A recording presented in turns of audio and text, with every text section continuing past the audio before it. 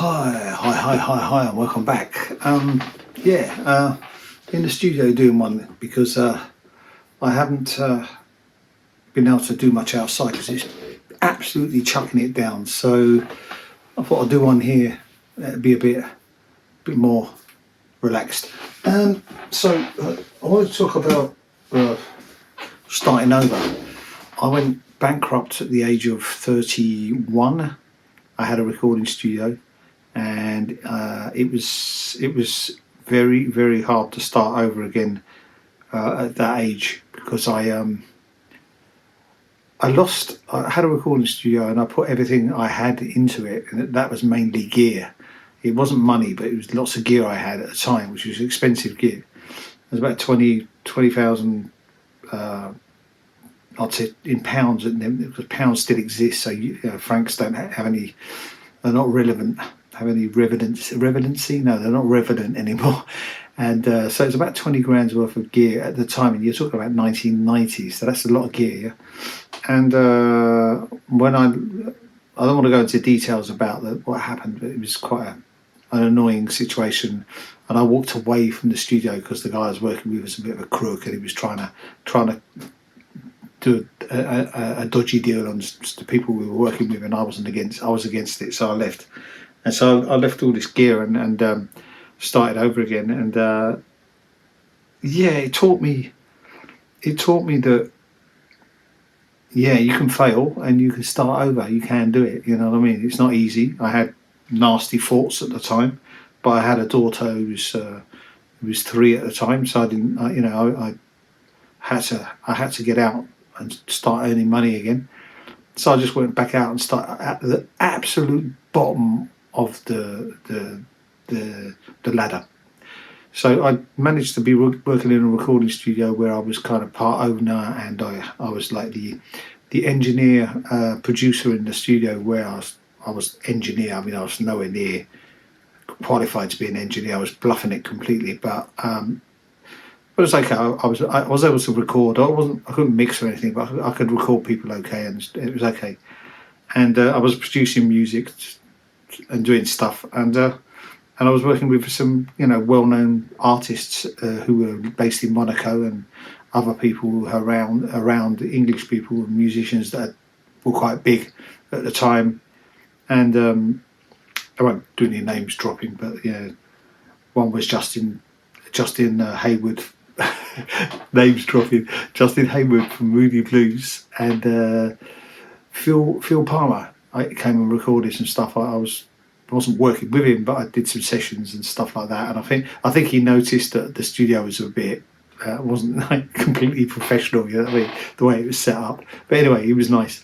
I worked with some people like that who were top end sort of musicians, and then I ended up. I thought I was going places, and ended up right back at the bottom and working literally in bars and clubs and stuff like that. And the first job I remember I got in a restaurant which was on the port in Gulf of Juan port, and I was playing outside, playing to the people who were eating and who were not listening to me. I was like I called it a flower pot musician. So I was just a flower pot in the corner making a bit of noise, and the people working there liked me and that, so it was okay. And and the guy, one of the associates that I brought into the studio who had some money, put some money into the studio, who I'd left with, we were trying to sort of start up again, and we were doing stuff together.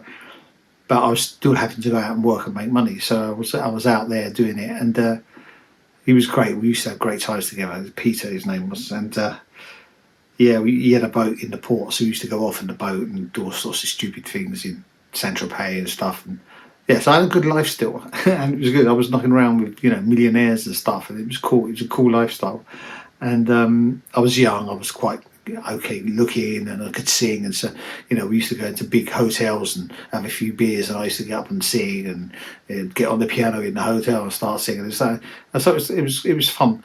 And I eventually sort of like got back into producing and stuff, and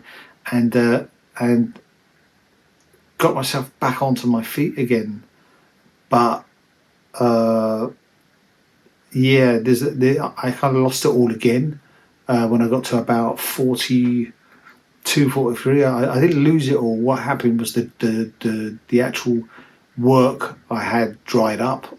The event scene went through a really rough patch in the say, and I was working like in the local kind of events as a musician. That all kind of dried up, and I went through a rough period there, but it wasn't as bad. And then I got back into it eventually. I got so yeah. Starting out at 30 again was hard. 31 I must have been, was pretty hard, and going back out and facing people who thought he was all right. He had a studio, now he's back out there playing in bars again. So it was it wasn't easy, but did it anyway. Little story. So having a coffee in the studio, and I'm going to get some work done. So basically, if I open up, you'll see what the session looks like that I'm working on. This all comes to life. And my squeaky chair that I'm going to have to put some oil on. Just loading up Logic. It takes some time because of the software that comes with it. It's quite full on, quite intense. And here we go. 1, 2, 3, 4, 5. Boom. And all this will come alive. All this will start moving now when this comes on. You'll see it. And there you go. All come alive. Brilliant, isn't it? I love the gear. Anyway, I'll catch you later. Oh yeah, don't forget. Very, very important. Like, subscribe, because I've got 12 subscribers. If I can get to 13 by the weekend, that'd be good, wouldn't it? No, 14. Anyway, catch you later. Cheers.